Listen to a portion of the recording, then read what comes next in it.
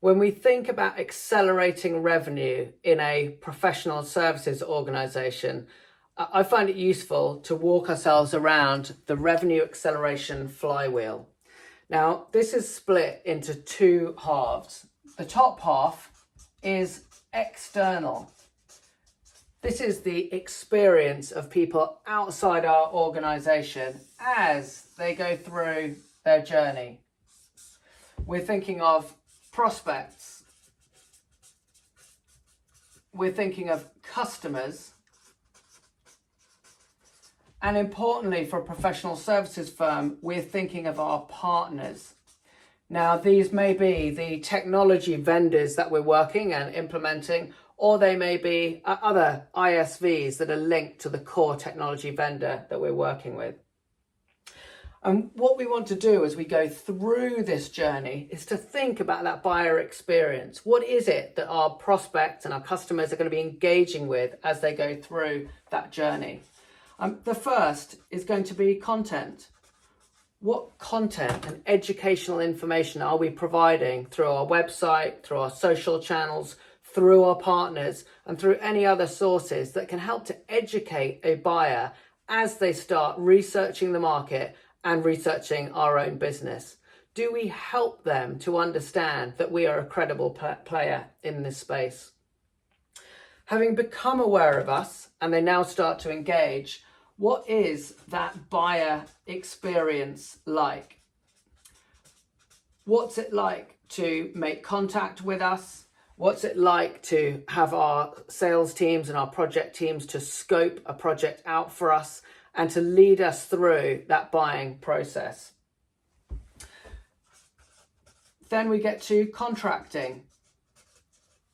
We think about the statements of works, we think about the MSAs, we think about the iterations around the level of effort or the resourcing plan. We think about fixed fee or time and materials. What is that experience like as a buyer? Then we get into the project itself. What is the project launch like? What is the handover from the pre-sales team to the delivery team? Is there much of a wait time whilst we wait for that team to be resourced? And does this team have the right information passed on? Then we go through the end of the project, the sign-offs, the completion. What's that experience like? And being handed off to our own internal teams or any other support function. Then there may be change orders. There may be extensions, there may be a follow-on project. What's that experience like as a buyer? And then finally, depending on your model, you may have some managed services whereby you move your customer onto an ongoing retainer or annual contract for support. What's the handoff like from the project team to a managed services team? This is absolutely essential to think of this not from your perspective, but from your customer's perspective. The second half of the revenue acceleration flywheel is the internal aspects. And here we're thinking again about three different sets of stakeholders. We're thinking about our marketing team. We're thinking about our sellers, and we're thinking about our delivery team who are delivering the project. And as we bring these teams together into a single revenue function, we think about things like leadership. How are these three teams structured? Are they under one revenue function? We think about the systems that they're using. Are they integrated into one platform, or are marketing using one set of systems and delivery using another, and no one has access to information between them? And because of that, do we have different sets of data, or is it unified into one?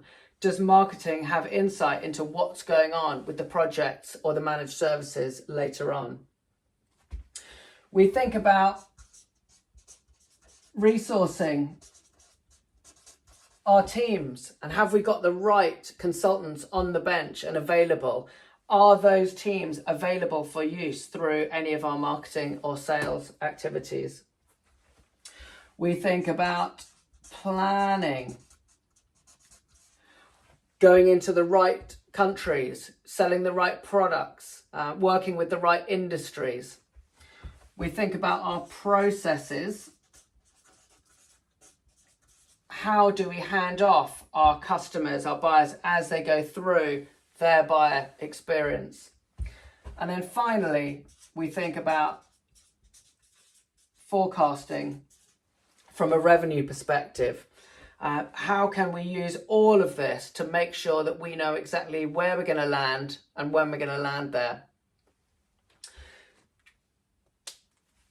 This completes the revenue acceleration flywheel for professional services companies.